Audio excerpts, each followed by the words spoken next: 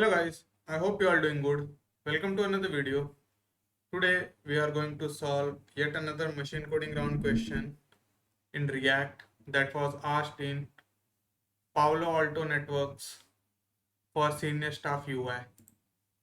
So as you can see, it was posted on or updated on November 9. It was originally posted on October 30 last year. So it's been around 8 months since this question has been asked, 8 to 10 months. But it has a really good set of questions, so I thought why not solve this. The first one was create a wizard component with steps highlighted as user clicks on next and previous button. This programming question I already have on my platform, and the video is also around there on the YouTube on my channel. So if you are preparing for your interviews, you can check out multi-step. It should be somewhere in the machine coding questions. I have around 44 questions right now, so you can check this out if you are preparing for a front-end interview. My course, you get lifetime access to it. Then there were 4 on-site interviews. One system design, second is React machine coding, third was lead code or a DSA, and then fourth was behavioral. So we'll try to solve all these 4. Even though I've solved this one, I'll try to recreate a video around this with the better approach so that you can understand it better. In the today's video, I'm going to solve this one. So let's go back to the screen. This is the inbuilt coding playground from my course where you can practice the live questions. So let's begin coding. The problem statement reads as build an app in React with a Sidenav. Sidenav should have 2 to 3 pages and should be able to switch between pages. At the first page should have a timer ticking every second, something like a count which increases like we have over here. This is on manual click, but this should increment every second. Once the user navigates to another page, the timer should stop and then should resume when we navigate back to the page. So when you are navigating through the pages, the timer should stop and resume. Seems like a easy question, but it has little trick involved. If you are familiar with or well versed with the React inners and how it works, then it should be easier for you to implement this. But if you are not, then it might be a little challenging for you. You might get stuck at many places. So let's try to solve this. First thing I'll do is let's add the React router DOM, the package using which we'll do the navigations or have the client-side navigations in the React. So I've added the package over here. Let me delete this from the terminal. And in the Explorer, if I see in the package.json, the React router DOM is present. Now, let me clear everything from the app component. And here, I'll just return h1 h1 and this will be app. Let me clear this as well, the state and everything as well. So we got our app component. Now in the main.js, I'm going to import the browser route. We can also do it in app.jsx. I'm just doing it in main.js. It's up to you. How do you want to code?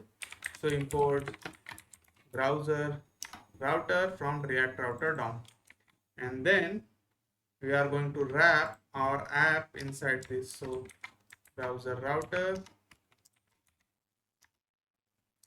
And then here I'm going to have routes and then the route. Now let's add the routes and inside the routes we will have our app, and then let's add the route. So route, it will be index and the element will be our app component. So on the base route, it renders the app component. Everything is working fine, but as the problem statement says, we need at least 3 pages So let's create 3 new pages. Let me add 3 new pages over here. Settings.jsx, then about.jsx, and then we'll also have, let's say, home.jsx. Let me copy everything from the app. Let's just paste it in settings, and then we'll have it replaced. So we got our settings, and then we also got our home. So here it will be home, and then similarly the about. So we got our about, and here as well about. Now we'll use our app.jsx as a layout because we have to create a 2-column layout. So I'm going to use this as a layout and bind everything inside this. So React Router DOM comes with a feature called as outlet, which helps us to render the current route component within the layout. So we'll be using that. So import outlet and then nav link.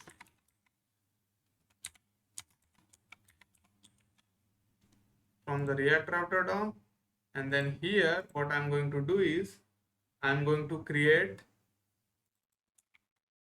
div class equals to wrapper, class name, because we are in React, and then div again, and here we'll have an aside, and then we'll have a main area, and in the main we'll render the outlet, and in the aside we'll have our nav link, and this will link to the route page,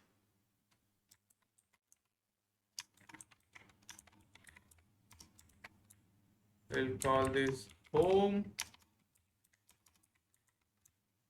and similarly we'll have settings page, we'll call this settings, and then we'll have about page, and we'll call this about. And now we got our function app. Now this will work as layout. Let's update our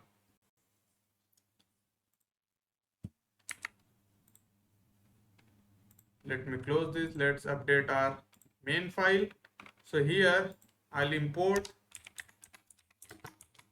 home from home.jsx, and similarly about and settings. So we got our about, we got our settings, we got our home, and then here we have settings, and here we have here we have about, and here we have settings. So as you can see, all the links are being rendered over here. I'll just do one thing. I'll wrap this within a nested route. So I'll remove this one. I'll make this as a layout, and inside this I'll render our elements. So here on the route index, our element will be home,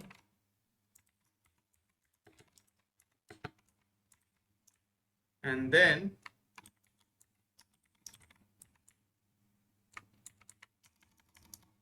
on the path settings we'll have settings,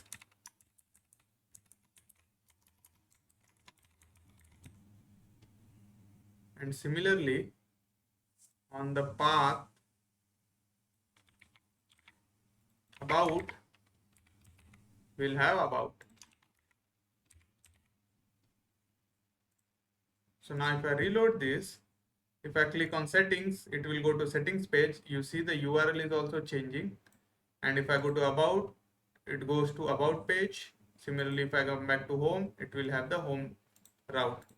So our pages are created, our boilerplate is ready. Now, if you want, you can style it according to two columns like this, or you can have it like this too.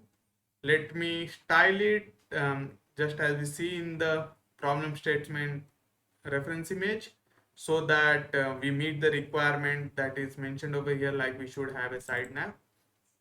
So what I'll do is, in the app.jsx we have already loaded app.css, so I'll go over here, I'll remove everything from here, and to the wrapper I'll say display flex,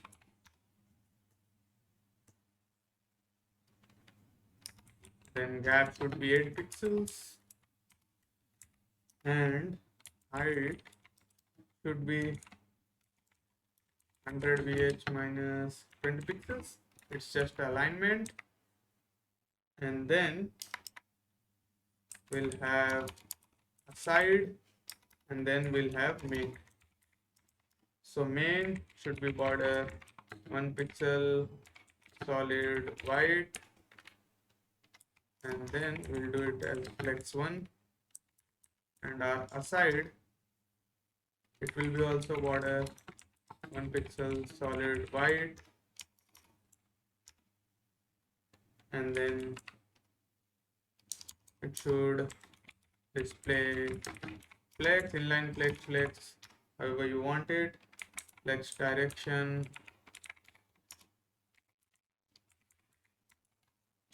column, and then justify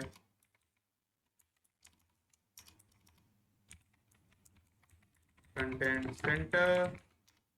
This will bring it to center, and then we'll have some padding of, let's say, 10 pixels to both. Here as well, padding of 10 pixels. So this is how our page looks like. Now if you want, we can give more area to this. So the wrapper, the root is at 1800 pixel, but this should be fine for now. So if I click on settings, the pages are changing. Nice. Let's give some area, minimum width 600 pixels.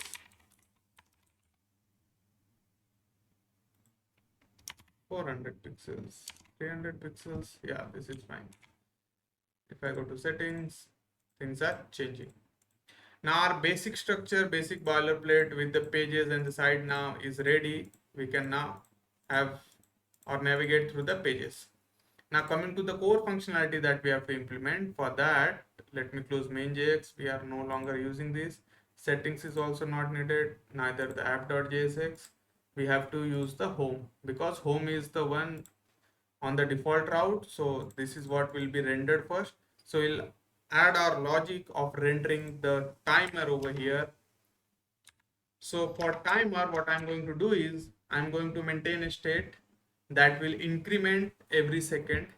So let me import use state and use effect hooks along with use ref from React, and then what I'm going to do is I'm going to maintain a state const time, set time equals to use state 0, and then const timer ref equals to use ref. And then what we are going to do is we are going to render the time. So let me wrap this in a div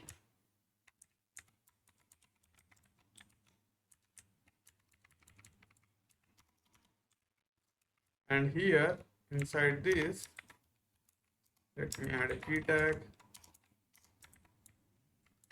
time, then I'll render the time.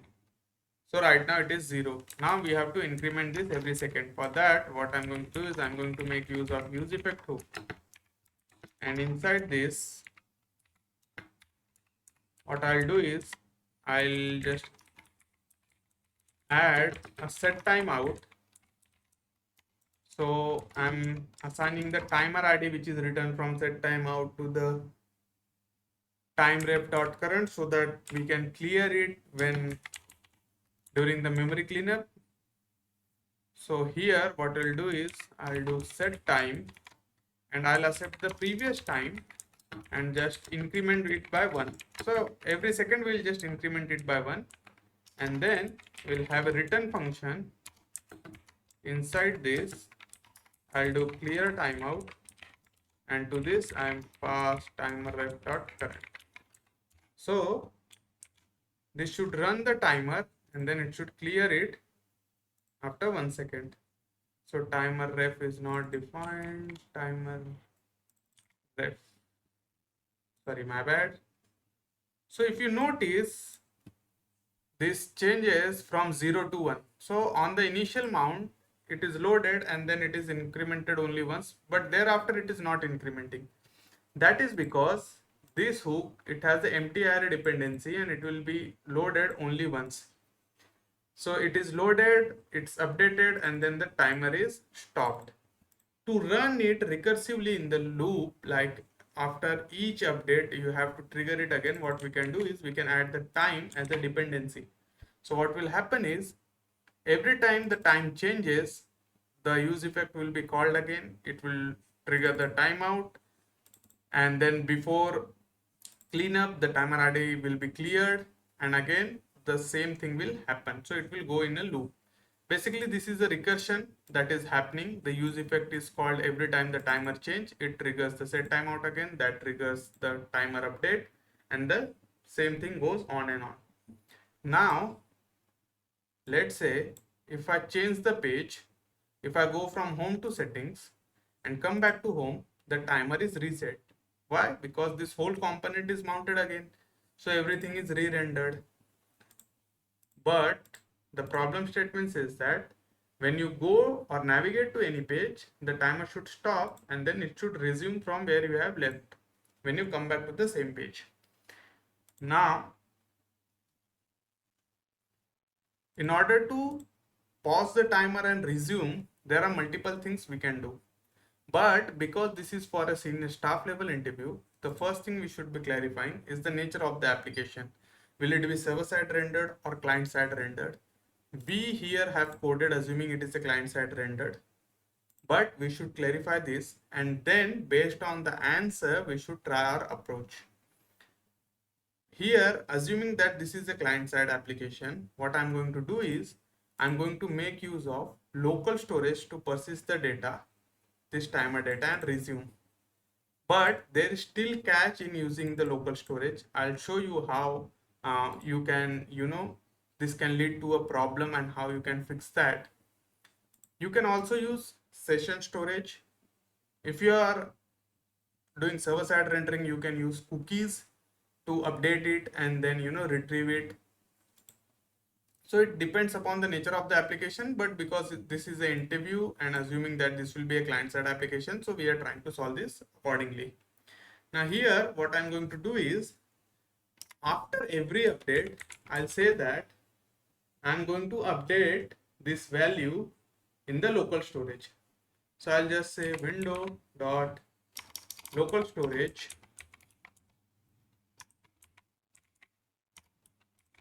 dot set item, and here I'll pass the timer, and to this I'll pass the time as the value. So every time the time changes, it will be set in the timer. Now we have to read this value and we have to pass this to this state so that we can resume from where we have left. So from the settings, if I go back, it will be reset, started again. But once we have set in the local storage, we have to read it back.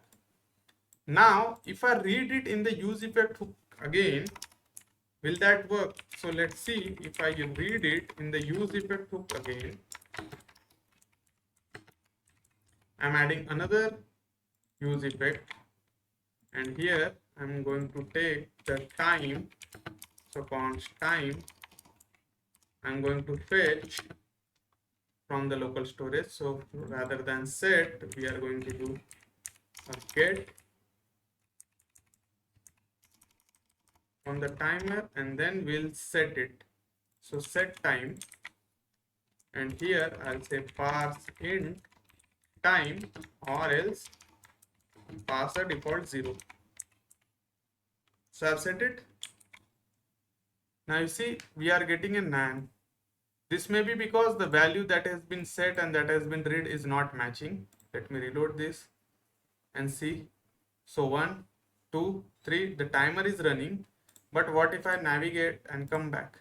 Again it is set to 0. This is because a race condition is happening. Your use effect hook mounts or gets triggered only when the component is mounted, which means it has become a part of the DOM. So here the use effect hook won't work.